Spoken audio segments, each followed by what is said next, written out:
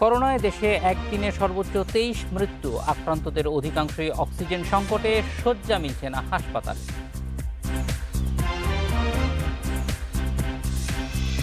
খালেদা জিয়া ভালো আছেন, করোনার কোনো গুরুতর লক্ষণ এখনো নেই। অবস্থা পর্যবেক্ষণ করছেন চিকিৎসকরা।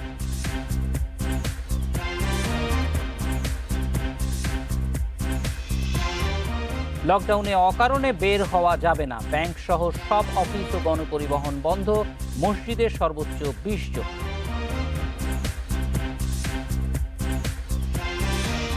স্বাগত। বিরতিহীন রাত ৯টায় বাংলাদেশে শুনছিলেন শিরোনাম, এবার চলে যাব বিস্তারিত। করোনায় আবারও একদিনের সর্বোচ্চ মৃত্যুর রেকর্ড হয়েছে। গত ২৪ ঘন্টায় মৃত্যু হয়েছে ৮৩ জনের। রোববার এই সংখ্যা ছিল ৭৮, প্রাণহানি দাঁড়ালো ৯,৮২২ জনে। নতুন করে আক্রান্ত হয়েছেন আরও ৭,২০১ জন। শনাক্তের হার ২০.৫৯%। গত ৩ দিন ধরেই সর্বোচ্চ মৃত্যুর রেকর্ড দেখছে দেশ। শনিবার ৭৭ আর রোববার ৭৮ প্রাণহানির পর সোমবার তা বেড়ে দাঁড়িয়েছে ৮৩ জনে। গুরুতর রোগী নিয়ে হাসপাতাল থেকে হাসপাতালে ছুটছেন স্বজনেরা। গত ২৪ ঘন্টায় ২৫৫ ল্যাবে ৩৪,৯৬৮ নমুনা পরীক্ষায় নতুন করে করোনা আক্রান্ত হয়েছেন ৭,২০১ জন। শনাক্তের হার ২০.৫৯%। আমাদের মাস্ক পরতেই হবে, আমাদেরকে সোশ্যাল ডিস্টেন্সিং মেনটেন করতে হবে। অযথা কোনো জায়গায় ভিড় করা যাবে না, জায়গায় অপ্রয়োজনে ঘোরাঘুরি করা যাবে না, এবং মাঝে মাঝে ঘন ঘন হাত ধুয়ে আমাদেরকে হাতটা পরিষ্কার রাখতে হবে। এবং আগামী কতদিন আমাদেরকে এটা করতে হবে আমরা কিন্তু এখনও জানি না। আরও ৮৩ মৃত্যুর মধ্যে ৫২ জনের বয়সী ৬০-এর বেশি।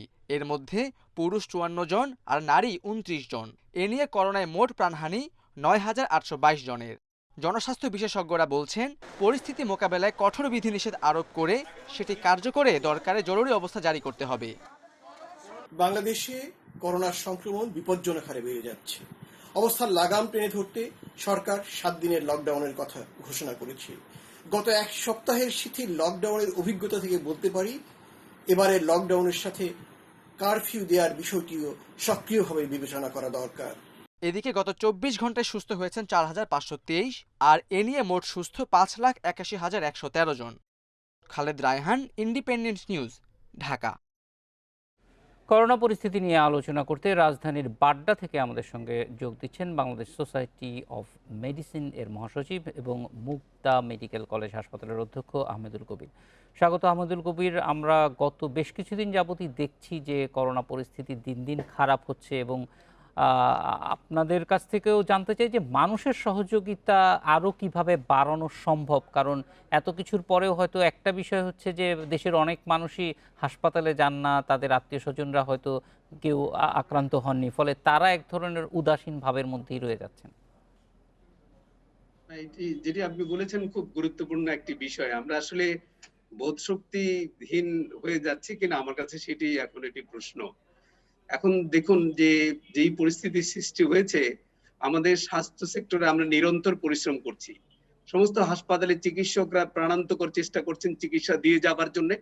সব বেডগুলোকে অ্যাক্টিভ করা, সমস্ত জায়গায় অক্সিজেন লাইন তৈরি করবার জন্য সমস্ত কাজগুলি চলছে।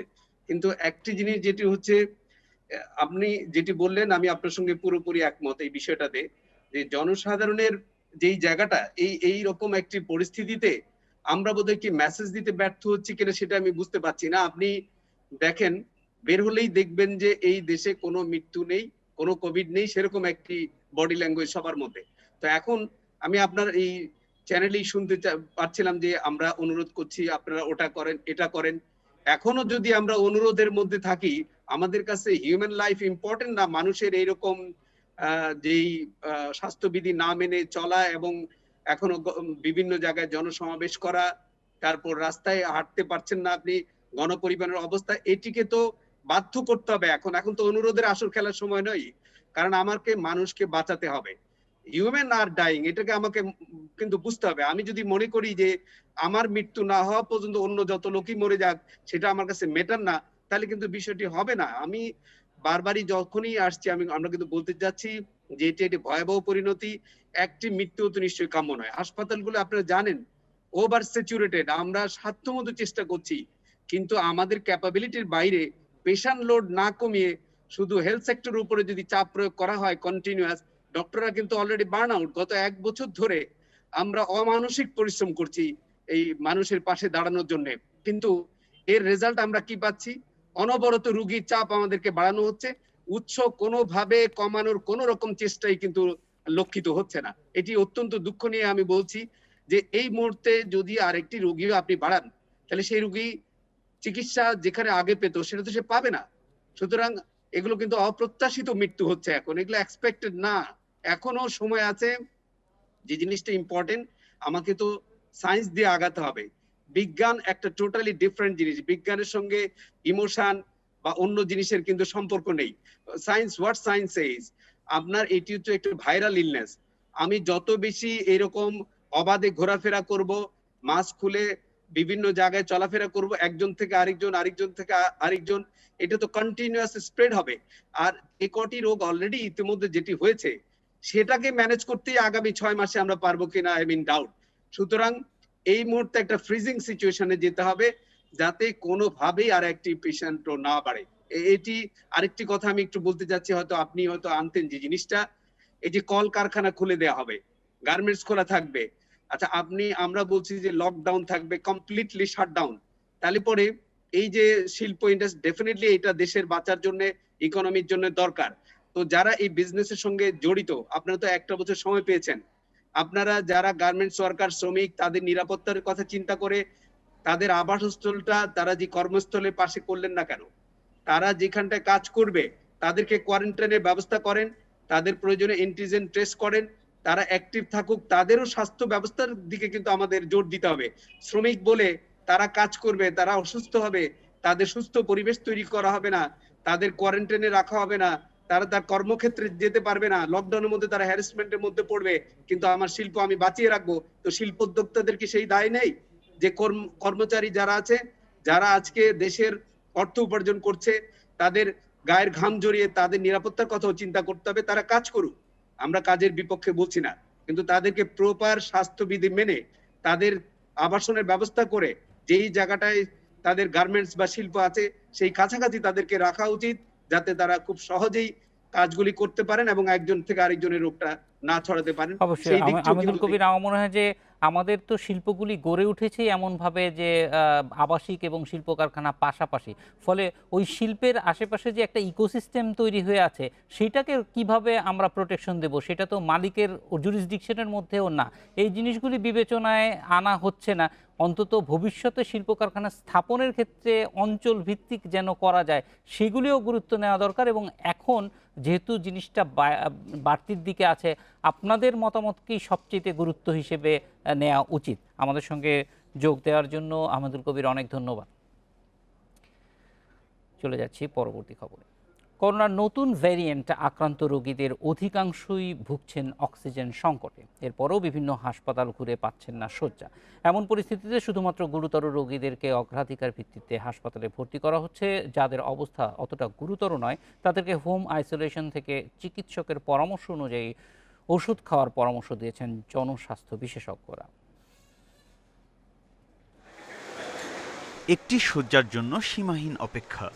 মুখে অক্সিজেন লাগিয়ে কুর্মিটোলা হাসপাতালের জরুরি বিভাগের সামনে বসে আছেন ৪২ বছরের শাহনাজ বেগম। 2টি হাসপাতাল ঘুরে শয্যা না পেয়ে 3 ঘন্টার চেষ্টায় অবশেষে শয্যা মিলেছে কুর্মিটোলা হাসপাতালে। ভোর 5টার দিকে নিয়ে আসছিলাম সরদি হাসপাতালে। তো ওখানে দেখানোর পরে ডক্টর আউটডোরে দেখলেন, দেখার পরে বললেন যে এখানে সিট নাই, সিট দিতে পারবো না, সিট নাই এখানে। পরে ওখান থেকে চলে আসছে, এই কর্মটোলাতে আসছে। 4 বছর ধরে কিডনির সমস্যায় ভোগা মাহবুবুর রহমান মুকুল করোনা পজিটিভ হয়েছেন 2 দিন আগে। অক্সিজেন স্যাচুরেশন কমে যাওয়ায় তিনিও ভুগছেন শ্বাসকষ্টে। অক্সিজেন যদি খুলে দেওয়া হয় তাহলে পরে ওনার 70-তে চলে আসে, অনেক সময় 70, 75, 80 এরকম আসে। অক্সিজেন লাগাইলে আবার আপনার হইলো 85, 95 পর্যন্ত যায়। হাসপাতালে আসা অধিকাংশ রোগী শ্বাসকষ্টে ভুগছে জানিয়ে কুর্মিটোলা হাসপাতালের পরিচালক বললেন, অক্সিজেনের চাহিদা মেটানোই এখন বড় চ্যালেঞ্জ। কেবলমাত্র যেই রোগীগুলোর অক্সিজেন প্রয়োজন হচ্ছে এবং বাসায় থেকে চিকিৎসা নিতে পারবেন না তাদেরকেই আমরা হসপিটালে ভর্তি করছি। খুব দ্রুত আমাদের এই প্রবলেমটাকে সলভ করা হয়েছে। ডেফিনেটলি ওনারা চেষ্টা করে যাচ্ছেন একের পর এক সবগুলো হসপিটালকে এর আওতায় নিয়ে আসার জন্য, কারণ কোভিডে আসলে অক্সিজেন খুব বড় একটা রিকোয়ারমেন্ট।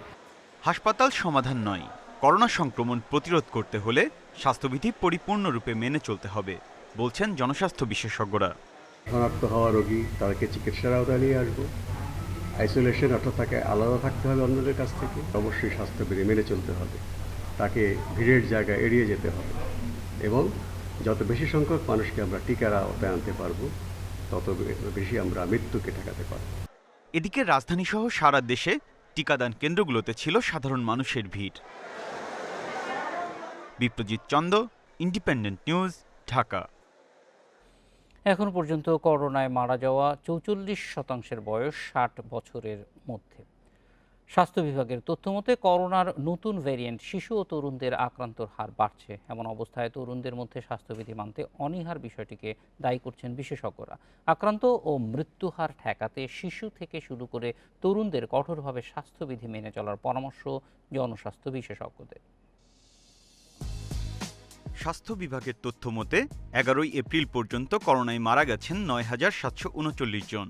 এর মধ্যে 0 থেকে 10 বছর বয়সের মধ্যে করোনায় মারা গেছেন 40 জন, 11 থেকে 20 বছর বয়সী 71 জন, 21 থেকে 30 বছর বয়সী 190 জন, 31 থেকে 40 বছর বয়সী 486 জন, 41 থেকে 50 বছর বয়সী 1081 জন এবং 51 থেকে 60 বছর বয়সী 2394 জন। অর্থাৎ মারা যাওয়া 44%-ই বয়স 60 বছরের মধ্যে। এছাড়া করোনায় মারা যাওয়া বাকি 5,477 জনের বয়স 60-এর উপরে। বয়স্কদের পাশাপাশি তরুণদেরও কঠোরভাবে স্বাস্থ্যবিধি মেনে চলার পরামর্শ জনস্বাস্থ্য বিশেষজ্ঞদের। এছাড়া যারা ডায়াবেটিস, উচ্চ রক্তচাপ সহ জটিল রোগে ভুগছেন তাদেরকে নিতে হবে বিশেষ সতর্কতা। শিশু এবং ইয়াংদের অন্যান্য বয়স্কদের তুলনায় তাদের অংশ খুব একটা কম নয় এবং তাদের ভিতরেও অনেকে মৃত্যুবরণ করছে। যারা মা বাবা আছে, প্যারেন্টস আছে, তাদেরকে ঘরে রাখা উচিত। যেহেতু স্কুল বন্ধ, কলেজ বন্ধ, তাদেরকে ঘর থেকে বের হইতে দেওয়া উচিত নয়। চলুন সবাই স্বাস্থ্যবিধি মেনে চলি, শনাক্ত হওয়া রোগীকে আমরা যত্ন করি, তার চিকিৎসকের পরামর্শে তাকে ব্যবস্থাপনা করি এবং তাকে অবশ্যই আইসোলেটেড অর্থাৎ আলাদা করে রাখি। আমরা নিশ্চয়ই করোনার যে বর্তমান ঢেউ, সেই ঢেউকেও আমরা মোকাবেলা করতে পারব। করোনার নতুন ভেরিয়েন্টে আক্রান্তদের শারীরিক অবস্থার দ্রুত অবনতি হয় জানিয়ে লক্ষণ দেখা দিলেই চিকিৎসকের পরামর্শ নেওয়ার আহ্বান জনস্বাস্থ্য বিশেষজ্ঞদের। Biprojit Chanda, independent news, Dhaka. 3 কোটি ডোজ করোনা টিকা কেনায় আন্তর্জাতিক উন্মুক্ত দরপত্রে যাচ্ছে বাংলাদেশ। বেসরকারি গবেষণা সংস্থা সিপিডি আয়োজিত এক অনলাইন আলোচনায় এ তথ্য জানান আইইডিসিআর এর প্রধান বৈজ্ঞানিক কর্মকর্তা এএসএম আলমগীর। তিনি জানান, রাশিয়ার স্পুতনিক, চীনের সিনোভ্যাক এবং জনসনের টিকা আনতে উন্মুক্ত দরপত্র দেওয়ার আলোচনা করছে সরকার। এছাড়া কোভ্যাক্সের আওতায় ফাইজার ও মডার্নার টিকা নেওয়ারও সিদ্ধান্ত নেওয়া হয়েছে। কোভ্যাক্সের আওতায় পাওয়া এই টিকা শহরাঞ্চলে দেওয়া হবে বলেও জানান তিনি। তবে টিকা আমদানি সংরক্ষণ ব্যবস্থা যথেষ্ট নয় বলে আলোচনায় উল্লেখ করেন আইডিসিআর এর প্রধান বৈজ্ঞানিক কর্মকর্তা। তিনি জানান, এখন পর্যন্ত দেশে 3.5% মানুষের টিকা দেওয়া হয়েছে।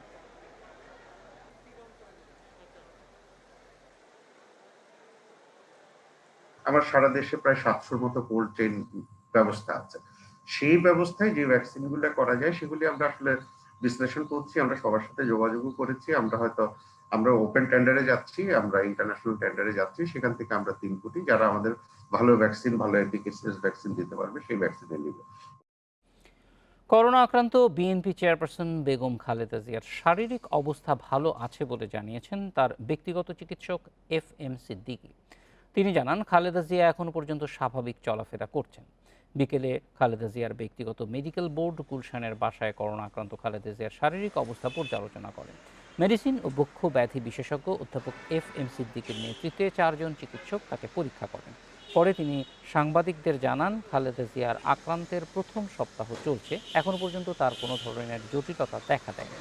করোনার সাধারণত দ্বিতীয় সপ্তাহে কিছু শারীরিক জটিলতা দেখা দেয়। আগামী 1 সপ্তাহেও যদি এ ধরনের শারীরিক অবস্থা থাকে তাহলে বিপদ কাটিয়ে উঠবেন তিনি। তবে খালেদা জিয়ার স্বাস্থ্যের অবনতি হলে হাসপাতালে ভর্তির প্রস্তুতিও আছে বলে জানিয়েছেন ডক্টর FM সিদ্দিক।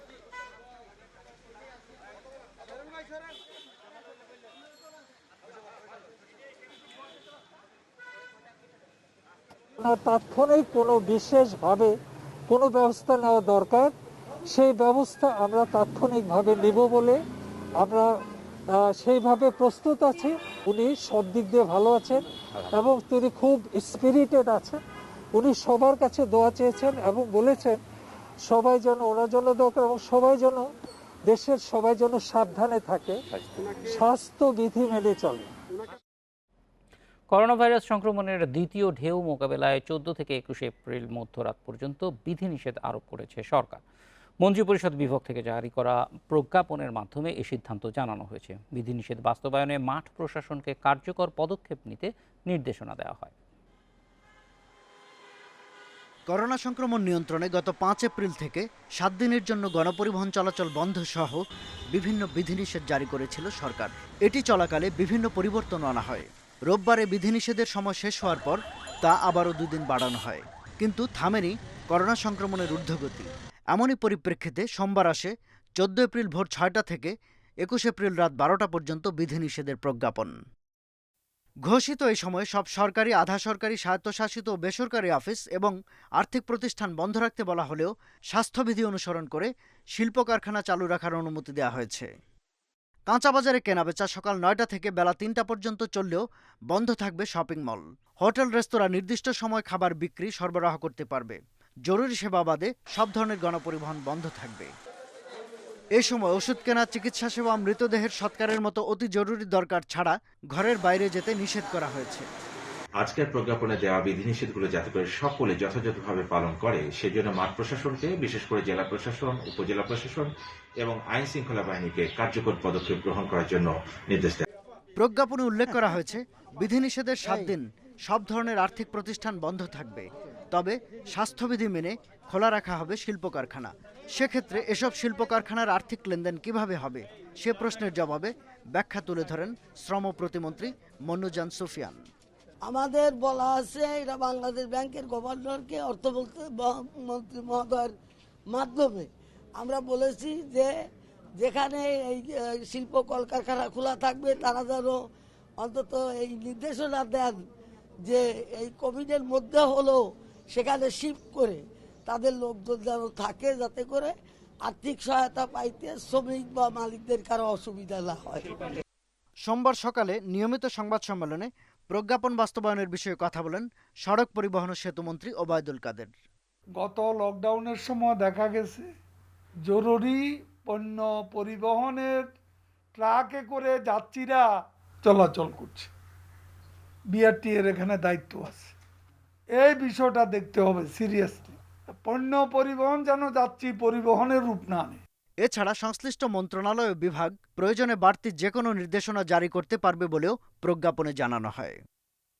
শাহাদাত Swapan, Independent news, Dhaka. Corona নিয়ন্ত্রণে 14 থেকে 21 এপ্রিল পর্যন্ত লকডাউনে সব ব্যাংক বন্ধ থাকবে। এ সময় ব্যাংকের শাখার পাশাপাশি ব্যাংকের সব উপশাখা, বুথ ব্যাংকিং, এজেন্ট ব্যাংকিং সেবাও বন্ধ থাকবে। কয়েক ঘন্টা বৈঠকের পর সন্ধ্যায় কেন্দ্রীয় ব্যাংকের নীতি নির্ধারকেরা এ সিদ্ধান্ত নেন। তবে সার্বক্ষণিক খোলা থাকবে এটিএম, ইন্টারনেট ব্যাংকিং সহ অনলাইন সব সেবা।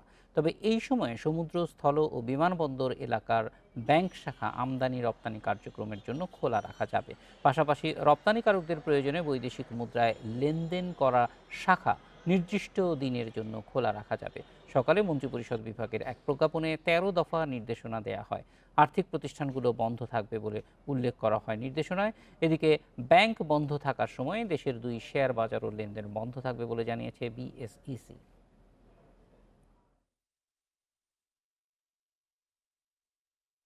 ব্যাংকের সব শাখা বন্ধ থাকবে, কেবলমাত্র স্থল, নৌ এবং সমুদ্র, export oriented, export import oriented যে শাখাগুলো কাস্টমসের সাথে রিলেটেড ওই সমস্ত এলাকাগুলোর শাখা খোলা থাকবে।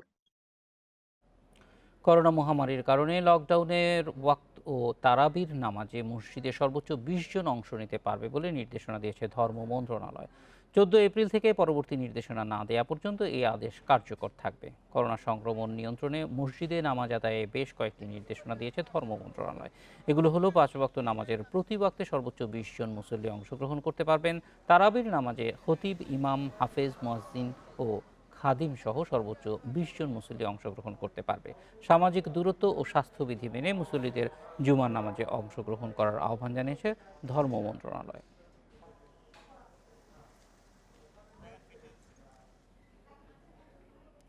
লকডাউনের মধ্যে ভার্চুয়াল উপস্থিতির মাধ্যমে সর্বোচ্চ আদালতের কার্যক্রম সীমিত আকারে পরিচালনা করা হবে। সপ্তাহে 3 দিন ভার্চুয়াল উপস্থিতির মাধ্যমে পরিচালনা করা হবে আপিল বিভাগের কার্যক্রম। এছাড়াও ভার্চুয়াল উপস্থিতির মাধ্যমে সপ্তাহে 2 দিন চেম্বার জজ আদালতের কার্যক্রম পরিচালনা করা হবে বলে বিজ্ঞপ্তিতে জানানো হয়েছে। একই সাথে হাইকোর্ট বিভাগে দেওয়ানি, ফৌজদারি, রিট ও কোম্পানি মামলা শুনানির জন্য 4টি বেঞ্চ ভার্চুয়াল শুনানি হবে। বিচারিক আদালত এবং ট্রাইব্যুনালগুলোতে শুধু জামিন ও অতি জরুরি বিষয়গুলো ভার্চুয়াল শুনানির মাধ্যমে নিষ্পত্তির নির্দেশ দিয়েছেন প্রধান বিচারপতি। তবে জামিন শুনানির জন্য আসামিদের কারাগার থেকে আদালতে আনতে হবে না, আর হাজতি আসামিদের কারাগারে রেখেই ভার্চুয়ালি দেখে ম্যাজিস্ট্রেট রিমান্ড শুনানি করতে পারবেন। চলমান লকডাউনের মধ্যে 14 এপ্রিল থেকে এক সপ্তাহের কঠোর লকডাউনের ঘোষণায় ঢাকা ছাড়তে শুরু করেছে অনেকে। দূরপাল্লার বাস বন্ধ থাকায় ভোগান্তি উপেক্ষা করেই যে যেভাবে পাচ্ছে সেভাবেই ছুটছেন গ্রামের বাড়িতে। লকডাউন আরও বাড়ার আশঙ্কায় তারা ঢাকা ছাড়ছে বলে জানান। লকডাউনে দূরপাল্লার রুটে বাস চলাচল বন্ধ, তাই রোগীবাহী অ্যাম্বুলেন্সও হয়ে গেছে যাত্রী পরিবহনের মাধ্যম। একজন রোগীকে ঢাকা থেকে সাতক্ষীরা নেয়ার পথে অ্যাম্বুলেন্সেও গাদাগাদি করে গাবতলী থেকে নেওয়া হয় 3 যাত্রী। যানবাহন নাই বলে বেধাই অ্যাম্বুলেন্সে যেতে হচ্ছে। অ্যাম্বুলেন্সে বলতে কি এটা যাইব অ্যাম্বুলেন্স লিয়ে এখন একজন লাগবো, এই জায়গায় একজন নিয়ে যেতেছে, অন্য গাড়িতে ভরে দিতেছি। ভোগান্তি উপেক্ষা করে শুধু অ্যাম্বুলেন্স নয়, ট্রাক, লেগুনা, পিকআপ সহ যে বাহনই পাচ্ছেন তাতেই গন্তব্যে ছুটে চলছেন যাত্রীরা। এমন যাত্রায় ভাড়া গুনতে হচ্ছে কয়েক গুণ। কিভাবে যাবো আল্লাহ, কিভাবে নিব কইবার পারতেছি না। হ্যাঁ, লকডাউনের কারণে যাচ্ছি। আমার বাবা মা মানে আর কি যেতে বলতিছে যে তুমি এসে পড়ো। আবার এত কিছুর মধ্যেও ঢাকা ছাড়ার পেছনে অনেকের গল্পটা একটু ভিন্ন। মার্কেটিং জব করতাম, করোনার কারণে বন্ধ হয়ে গেছে। আমি ঢাকা থাকলে কি খাবো? আমার তো খাওয়ার কোনো ই নাই, টাকা পয়সা আমার কাছে নাই, আমি কি করব? করোনার কারণে জবটা আমি হারায় ফেলছি, এখন এখানে আমি থেকে কি করব? কঠোর লকডাউনের আগের দিন মঙ্গলবার ঢাকা ছেড়ে যাওয়া মানুষের চাপ আরও বাড়বে বলে মনে করছেন পরিবহন সংশ্লিষ্টরা। মাহমুদ শরীফ, ইন্ডিপেন্ডেন্ট নিউজ, ঢাকা। দরিদ্র মানুষের জন্য করোনা চিকিৎসা অসম্ভব হয়ে পড়েছে বলে মনে করছে জাতীয় পার্টির চেয়ারম্যান ও বিরোধী দলীয় উপনেতা GM কাদের। সোমবার এক ভিডিও বার্তায় তিনি অভিযোগ করেন, করোনা ভাইরাসের প্রকোপ বাড়লেও দেশের চিকিৎসা ব্যবস্থার তেমন কোনো উন্নতি হয়নি। রোগীরা হাসপাতালে সিট পাচ্ছে না, পয়সা খরচ করেও ICU সুবিধা পাচ্ছে না মারাত্মকভাবে আক্রান্ত রোগীরা, আর হতদরিদ্র মানুষের করোনা চিকিৎসা প্রায় অসম্ভব হয়ে পড়েছে। শুধু শান্তি প্রতিষ্ঠা নয়, মানবিক কাজেও শান্তি রক্ষা মিশনে প্রশংসিত বাংলাদেশের সেনা সদস্যরা। টাঙ্গাইলে বঙ্গবন্ধু সেনানিবাসে এক মহড়ায় ভার্চুয়ালি যোগ দিয়ে কথা বলেছেন প্রধানমন্ত্রী শেখ হাসিনা। বর্তমান বিশ্বে শান্তি নিশ্চিত করা চ্যালেঞ্জিং হয়ে দাঁড়িয়েছে বলেও জানান তিনি। টাঙ্গাইলের বঙ্গবন্ধু সেনানিবাসে মুজিব বর্ষ ও স্বাধীনতার সুবর্ণ জয়ন্তী উপলক্ষে আন্তর্জাতিক সামরিক প্রশিক্ষণ শান্তির অগ্রসেনার সমাপনী অনুষ্ঠান অনুষ্ঠিত হয়েছে। শান্তিরক্ষার সদস্যদের সক্ষমতা বাড়ানোই এর লক্ষ্য। আফ্রিকার গৃহযুদ্ধ প্রবণ দেশে জানমাল রক্ষায় বাংলাদেশ সহ অন্যান্য দেশের শান্তিরক্ষা মিশনের সদস্যরা জীবনের ঝুঁকি নিয়ে কিভাবে দায়িত্ব পালন করেন হয়েছে তার মহড়া। পাশাপাশি তুলে ধরা হয়েছে বাংলাদেশ সেনাবাহিনীর সাহসিকতাপূর্ণ নানান কর্মকাণ্ড। এরপর হয় হার্ডওয়্যার ডিসপ্লে। 9 দিনের এই অনুশীলনে সরাসরি অংশ নেন ভারত, ভুটান ও শ্রীলঙ্কার 123 জন সেনা সদস্য। সোমবার দুপুরে গণভবন থেকে এই অনুষ্ঠানে ভার্চুয়ালি যোগ দিয়ে প্রধানমন্ত্রী শেখ হাসিনা বলেন, সামরিক বাহিনীকে আধুনিক ও প্রশিক্ষিত করার কাজ শুরু করেন বঙ্গবন্ধু। তবে ৭৫-এর পর যে আদর্শে দেশ স্বাধীন হয় তার বিচ্যুতি ঘটে। এছাড়াও সরকারের নেয়া পদক্ষেপ আর উন্নত প্রশিক্ষণের কারণেই জাতিসংঘ শান্তিরক্ষা মিশনে বাংলাদেশের সেনা সদস্যরা প্রশংসিত হচ্ছেন বলেও জানান সরকার প্রধান। 21 বছর পর সরকার আসার পর থেকে আমি তারই আদর্শ নিয়ে পথ চলি এবং আমাদের সামরিক বাহিনীকে আধুনিকায়ন করার পাশাপাশি একটা প্রশিক্ষণের উপর আমি জোর দিই। সমাপনী অনুষ্ঠানে ভারতের সেনাপ্রধান, ভুটানের ডেপুটি চিফ অব অপারেশন ও জাতিসংঘ শান্তিরক্ষা মিশনের ফোর্স কমান্ডার এবং নানান দেশের পর্যবেক্ষকগণ উপস্থিত ছিলেন। আমাদের শান্তিরক্ষীগণ যে মিশনেই গেছেন সেখানে জাতিসংঘের পতাকাকে সমুন্নত ও উড্ডীন রাখার পাশাপাশি বাংলাদেশের ভাবমূর্তিও উজ্জ্বল করেছেন এবং মানবিক দৃষ্টিকোণ। Abdullah Rafi, independent news, Dhaka. নাশকতা ও সহিংসতার মামলার আসামি হেফাজতের কেন্দ্রীয় সাংগঠনিক সম্পাদক আজিজুল হক ইসলামাবাদীকে হাটহাজারী থেকে গ্রেপ্তার করা হয়েছে। আদালতে তোলা হলে 7 দিনের রিমান্ড মঞ্জুর করা হয় তার। হেফাজতের শীর্ষ নেতাদের এক বৈঠকে যোগ দিতে চট্টগ্রাম গিয়েছিলেন আজিজুল হক। হেফাজতের হরতাল ও বিক্ষোভ থেকে নাশকতার সাম্প্রতিক ঘটনার পর এই প্রথম সংগঠনটির শীর্ষ পর্যায়ের কোনো নেতাকে গ্রেপ্তার করা হলো। 2013 সালে মতিঝিলের ঘটনায় পল্টন ও মতিঝিল থানায় অনেকগুলো মামলা হয়। আজিজুল হক ইসলামাবাদী অন্তত 4টি মামলার আসামি।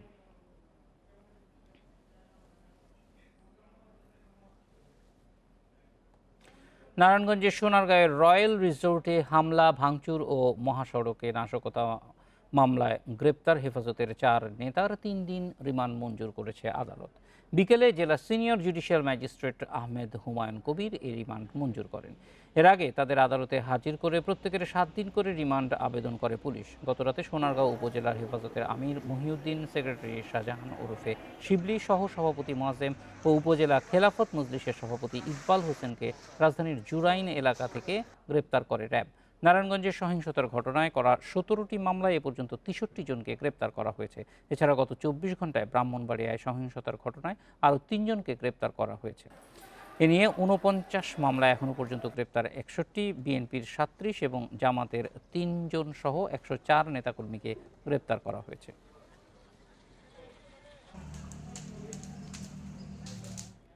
ময়মনসিংহে রাষ্ট্রবিরোধী ও উস্কানিমূলক বক্তব্য দেয়া নও মুসলিম খ্যাত ওয়াসিক বিল্লাহ নোমানিকে 1 দিনের রিমান্ডে দিয়েছে আদালত।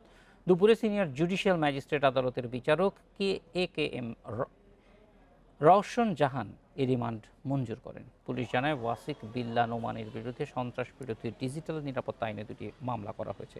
এর আগে রবিবার বিকেলে রাজধানীর শানকিপাড়া থেকে তাকে গ্রেপ্তার করা হয়। সম্প্রতি ওয়াসিক বিল্লাহ নোমানির ইসলামী সভার একটি ভিডিও সামাজিক যোগাযোগ মাধ্যমে ভাইরাল হয়। সেখানে তিনি রাষ্ট্রবিরোধী ও সাংবাদিকদের নিয়ে অশালীন মন্তব্য করেন। তিনি হিন্দু ধর্ম থেকে ধর্মান্তরিত হয়ে ইসলাম গ্রহণ করেন। নও মুসলিম বক্তা হিসেবে তিনি পরিচিতি পান। তাকে আমরা 10 দিন রিমান্ড চেয়েছিলাম। 1নং আমলি আদালতে তার শুনানি হয়েছে। শুনানির পরে আপাতত 1 দিন রিমান্ড দিয়েছে। তার বিরুদ্ধে মামলা হয়েছে ডিজিটাল নিরাপত্তা আইনে, সন্ত্রাস দমন আইনে মামলা হয়েছে।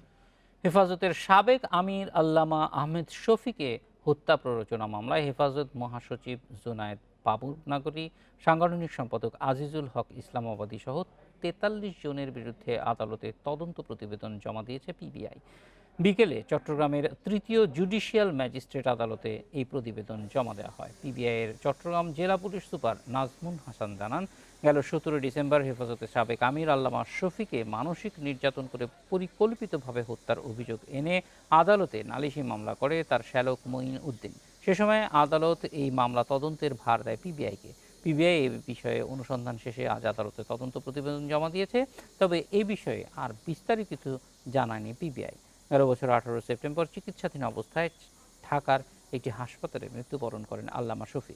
মৃত্যুর আগে হাটহাজারী মাদ্রাসায় ছাত্র বিক্ষোভে টানা 2 দিন অবরুদ্ধ ছিলেন তিনি। মৃত্যুর 3 মাস পর গেল 17 ডিসেম্বর 36 জনের বিরুদ্ধে আদালতে মামলা করা হয়। দীর্ঘ 4 মাস তদন্ত শেষে 43 জনকে অভিযুক্ত করে প্রতিবেদন দিল পিবিআই।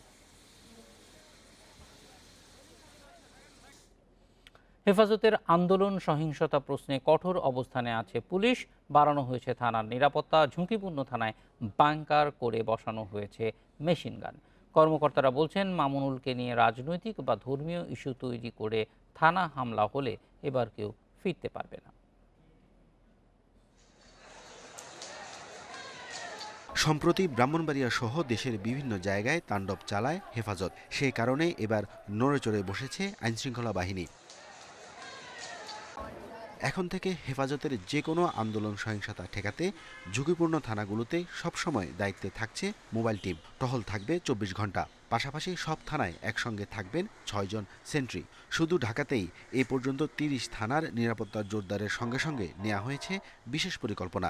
এখন রাত্রিকালীন যে একটা ব্যাকআপ যাতে থাকে এবং থানায় যারা কর্মরত আছেন তাদেরও থানার যে কোনো পরিস্থিতি উদ্ভব হলে কার কী দায়িত্ব হবে সেটা আমরা নির্দিষ্ট করেছি। যারা সার্বক্ষণিক রাজপথে যারা ভিজিল্যান্ট থাকেন তাদেরও যে যারা এখন গাড়িতে অবস্থান করেন মোবাইল পেট্রোল গাড়ি, সেই গাড়ির নিরাপত্তা কীভাবে বৃদ্ধি করা যায় সেই জন্য তাদেরকেও আমরা সতর্ক করেছি। এছাড়া হেফাজত নেতা মামুনুলের রিসোর্ট কাণ্ডকে তার ব্যক্তিগত বিষয় বলে এ নিয়ে নাশকতা করলে কঠোর অবস্থানে যাবে পুলিশ। এই থানাকে যদি কোনো চক্র, কোনো ষড়যন্ত্রকারী অথবা কোনো জঙ্গি গোষ্ঠী টার্গেট করে থাকেন, তারা যদি থানার দিকে নজর থাকে তা তাদেরকে উদ্দেশ্যে বলবো যে তাদেরকেও কিন্তু ছাড় দেওয়া হবে না। আমাদের ঊর্ধ্বতন কর্তৃপক্ষের আমাদের কাছে নির্দেশ রয়েছে কেউ যেন ফিরে যেতে না পারে। থানার দিকে যদি কেউ আঙ্গুল তোলে বা থানায় যদি আক্রমণ করার চেষ্টা করে। আর পাশাপাশি আমরা মনে করি ব্যক্তির দায় কেউ নেবে না। এক মামুনুল হক যদি কোনো অন্যায় করে থাকে, অপকর্ম করে থাকে, তেমনি আমি মনে করি না এই সংগঠন তার দায় নেবে। থানা ছাড়াও নিরাপত্তা জোরদার করা হয়েছে পুলিশের অন্যান্য স্থাপনায়। সিলেট, নারায়ণগঞ্জ ও ব্রাহ্মণবাড়িয়ার থানাগুলোতে বাংকার তৈরি করে বসানো হয়েছে এলএমজি। জনগণের জীবন ও সম্পদ সুরক্ষিত রাখতে এবং যে কোনো সহিংসতা থেকে মানুষের জীবন ও সম্পদকে রক্ষা করতে পুলিশ সতর্ক রয়েছে এবং এই সতর্কতার অংশ হিসেবেই পুলিশের স্থাপনাসমূহে সারা দেশে নিরাপত্তা জোরদার করা হয়েছে। সম্প্রতি ব্রাহ্মণবাড়িয়ার খাটিহাতা হাইওয়ে থানায় হামলা ও ভাঙচুর চালায় হেফাজত। আগুন দেওয়া হয় অস্ত্র ও সাঁজোয়া যানে, পুড়িয়ে দেওয়া হয় 2টি পিকআপ ভ্যান ও একটি 20 টনের wrecker. Arafatur Rahman, Independent news, Dhaka.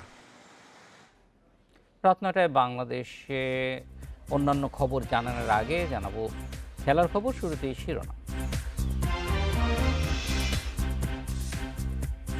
Sri Lanka পৌঁছে কোয়ারেন্টিনে ক্রিকেট দল। শুধু প্রতিশ্রুতি নয়, লিটন মিঠুনদের কাছ থেকে পারফরমেন্স চান সুযোগ।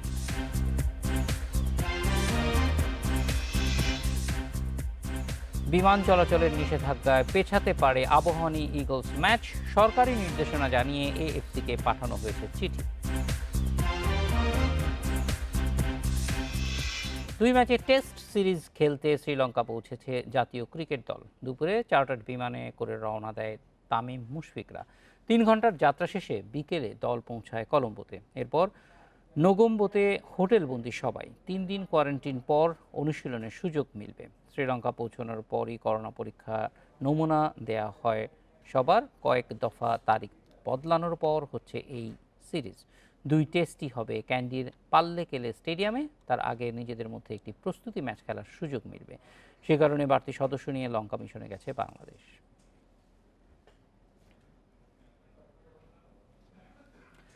টেস্টের বাজে অবস্থা থেকে বের হতে লিটন, মিঠুন, মিরাজদের কাছ থেকে সেরাটা চান খালেদ মাহমুদ সুজন। শ্রীলঙ্কায় পরিচিত কন্ডিশনে কাজে লাগানোর পরামর্শ সাবেক অধিনায়কের। দল হিসেবে খেলে খারাপ সময় পেছনে ফেলার লক্ষ্য টিম টাইগার্সের। এ সফরটা অন্য যে কোনো বারের চেয়ে বেশি চ্যালেঞ্জিং, বিশেষ করে রাসেল ডোমিঙ্গোর জন্য রীতিমতো লাইফ লাইন। একের পর এক ব্যর্থতায় প্রশ্নের মুখে পড়েছেন। ভালো কিছু নিয়ে ফিরতে না পারলে শেষ হতে পারে তার অধ্যায়। ক্রিকেটারদেরও বড় পরীক্ষা। নিউজিল্যান্ডে যার পণ্যায় হতাশ করেছে দল, এবারের টিম লিডার খালেদ মাহমুদ সুজন দলকে উজ্জীবিত রাখতে সব চেষ্টাই করছেন। তার বিশ্বাস লঙ্কা সফরেই ঘুরে দাঁড়াবে বাংলাদেশ। অবভিয়াসলি আমরা জয়ের জন্যই খেলবো। যদিও আমরা লাস্ট সিরিজ বাংলাদেশে ভালো করি নাই, বাট আমি স্টিল বিলিভ করি যে আমাদের অ্যাবিলিটি আছে, আমাদের সেই ক্যাপাবিলিটি আছে। তো যদিও আমরা মাত্র নিউজিল্যান্ডে খেলে আসলাম, সেখানে আমরা ভালো করি নাই খুব একটা, বাট ডিফারেন্ট সিনারিওতে আমরা খেলবো। শ্রীলঙ্কা এর আগে আমরা খেলেছি, তো we will play our best. আমরা চেষ্টা করবো আমাদের বেস্ট ক্রিকেটটাই খেলতে। শ্রীলঙ্কার মাটিতে 100তম টেস্ট জয়ের সুখস্মৃতি ছাড়া সব কিছুই বাংলাদেশের বিপক্ষে। পরিচিত কন্ডিশন খানিকটা আশা দিচ্ছে। স্বপ্ন তখনই সত্যি হবে যখন দল হয়ে লড়াই করা যাবে। লিটন, মিরাজ, মিঠুনদের সময় এসেছে বিশ্ব ক্রিকেটে একটা ছাপ ফেলার। আমার কাছে সবাই সমান আসলে, যদিও তামিম মুশফিকের এক্সপিরিয়েন্স বা মমিনুরের এক্সপিরিয়েন্স অনেক কিছু, বাট তারপরেও রেসপন্সিবিলিটি সবার জন্য সমান। জাতীয় দলের পোশাক পরে যখন আমি খেলবো তখন আমার জন্য দায়িত্বটা একই যতটুকু তামিমের। ভালো খেলা সবারই রেসপন্সিবিলিটি। একটা তরুণ, এর আগেও মিরাজকে আমরা দেখেছি, আমরা ইংল্যান্ড সিরিজে মিরাজের অনবদ্য পারফরমেন্সে বাংলাদেশ ম্যাচ জিতেছে না? তো আমার মনে হয় যে সেরকম সবাইকে মনে রাখতে হবে। 3 দিনের কোয়ারেন্টিনের পর 2 দিনের প্রস্তুতি ম্যাচ নিজেদের মধ্যে। 21 এপ্রিল ক্যান্ডিতে শুরু হবে প্রথম test. Mazharul Islam, Independent news. Injury থেকে সেরে উঠে পুরো ফিট হয়ে লঙ্কা গেছেন মুশফিকুর রহিম। নিউজিল্যান্ড থেকে ফিরে বেশ কয়েকজন ছোটখাটো ইনজুরিতে পড়লেও সেসব কাটিয়ে উঠেছেন সবাই, জানিয়েছেন দেবাশিস চৌধুরী। এদিকে দীর্ঘমেয়াদী ইনজুরিতে কিছুটা হুমকির মুখে মাহমুদুল্লাহ রিয়াদের ক্যারিয়ার, শঙ্কা বিসিবি প্রধান চিকিৎসকের। ব্যক্তিগত অনুশীলনের প্রথম দিন মুশফিকের এমন অস্বস্তি শঙ্কা জাগিয়েছিল। সব শঙ্কা সংশয় উড়িয়ে মুশফিক গেছেন শ্রীলঙ্কা সফরে। নিউজিল্যান্ড সফর থেকে ছোটখাটো ইনজুরি নিয়ে ফেরারা সবাই পুরো ফিট হয়ে লঙ্কা সফরে গেছেন। নিউজিল্যান্ড সফরের পরে কিছু মাইনর ইনজুরিজের ভুগছিল প্লেয়াররা, মুশফিক সহ আরও কয়েকজন, কিন্তু নিউজিল্যান্ড সফরের পরে বেশ একটা বড় সময় পাওয়া গেছে এবং শ্রীলঙ্কা সফরে আমরা কিছুদিন সময় পাচ্ছি রেস্ট নেওয়ার। সো রিকভারির জন্য যথেষ্ট সময় পাওয়া গেছে।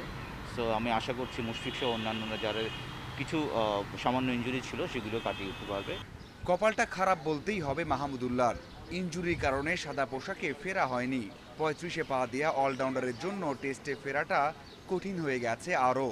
ফর্ম অথবা টিম কম্বিনেশন নয়, দীর্ঘদিন বয়ে বেড়ানো ইনজুরি যার বড় কারণ। লম্বা সময় ধরে বোলিংটা করতে পারছেন না। পিঠের যে ইনজুরিতে ভুগছেন সেখান থেকে পুরোপুরি পরিত্রাণ পাওয়ার সম্ভাবনা খুবই কম। ক্যারিয়ার কতটা দীর্ঘ করতে পারবেন সেই প্রশ্ন চলে আসছে। দীর্ঘমেয়াদী একটা পরিকল্পনা অবশ্যই দরকার মাহমুদুল্লাহ রিয়াদের জন্য, এবং ওকে ওর বোলিং, ওর ফিল্ডিং, যেহেতু নিজের শরীরেও অনেক দিন ধরে খেলছে, ও নিজেই কিন্তু বোঝে ওর শরীরটার ব্যাপারে। তো কিছু কিছু সিদ্ধান্ত কিন্তু ওকেই নিতে হবে যে কতটুকু ইন্টেন্সিটিতে বোলিং করলে অথবা কতটুকু ইন্টেন্সিটি ফিল্ডিং করলে ও সেফ থাকবে। নিউজিল্যান্ড থেকে ফিরে ইনজুরি জেঁকে বসেছে মোসাদ্দেক সৈকতকে। হঠাৎ করেই ফুলে গেছে বাঁ হাঁটু। 2 সপ্তাহ পর জানা যাবে ঠিক কতদিন পর মাঠে নামতে পারবেন এই allrounder. Mazharul Islam, Independent News. AFC cup match নিয়ে নতুন সংকটে আবাহনী লিমিটেড। ভেন্যু সমস্যার সমাধান হলেও লকডাউনে বিমান চলাচলের নিষেধাজ্ঞায় বিপাকে পড়েছে আকাশী নীলরা। 21 এপ্রিল নেপালের দশরথ স্টেডিয়ামে মালদ্বীপ ইগলসের বিপক্ষে খেলার কথা আকাশী নীলদের। এ ব্যাপারে এএফসির সবুজ সংকেত পাওয়া গেলেও লকডাউনের সৃষ্টি হয়েছে নতুন জটিলতা। সরকারের নির্দেশনা জানিয়ে এএফসি অর্গানাইজিং কমিটির কাছে চিঠি পাঠিয়েছে আবাহনী। নিষেধাজ্ঞার কারণে চার্টার বিমানেও নেপাল যাওয়া সম্ভব হচ্ছে না, সেক্ষেত্রে আবারও পেছাতে পারে ম্যাচের তারিখ।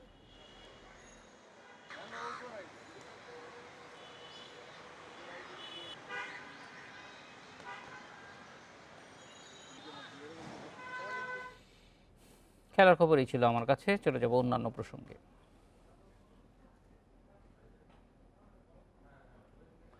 রোজা উপলক্ষে তেল, চিনি সহ বেশ কিছু নিত্যপণ্যের দাম নির্ধারণ করেছে কৃষি বিপণন অধিদপ্তর। সকালে রাজধানীর খামারবাড়িতে সংবাদ সম্মেলনে এ তথ্য জানান সংস্থাটির মহাপরিচালক মোহাম্মদ ইউসুফ। বেঁধে দেওয়া মূল্য অনুসারে ভোজ্য তেলের লিটার 139 টাকা, পেঁয়াজ 40 টাকা, ছোলা 67 টাকা, চিনি 68 টাকা, মসুর ডাল 69 ও সাধারণ মানের খেজুরের দাম 100 টাকা নির্ধারণ করা হয়েছে। এসব পণ্যের চাহিদা, যোগান ও আমদানি মূল্য বিশ্লেষণ করে এই দাম ঠিক করা হয়।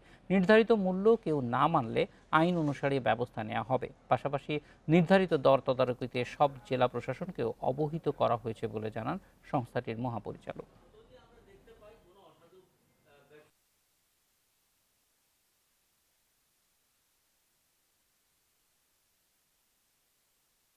ভোক্তাকে কম দামে যাতে ওনারা যাতে কিছু করতে পায় সেই জন্য এই ব্যবস্থাটা নেওয়া হয়েছে। এবং আমরা যে টিমটা আমরা যে করছি এই টিমটা কিন্তু সকলের সাথে বসে কিন্তু পর্যালোচনা করে এটা করা হয়েছে এবং এই দামে কিন্তু আপনারা এখনই যান বাজারে, আমরা আশা করছি এই দামে আপনারা পাবেন। পাহাড়ে শুরু নতুন বছরকে বরণ করে নেয়ার উৎসব। 3 দিনের এই বৈশাখী উৎসব ঘিরে নানা আয়োজন পার্বত্য চট্টগ্রামে। নানা জাতি গোষ্ঠীর অংশগ্রহণে যা সর্বজনীন উৎসবে রূপ নিয়েছে। তবে করোনার কারণে এবার যতটা সম্ভব ঘরোয়া আয়োজনে সীমাবদ্ধ থাকছে বৈশাখী।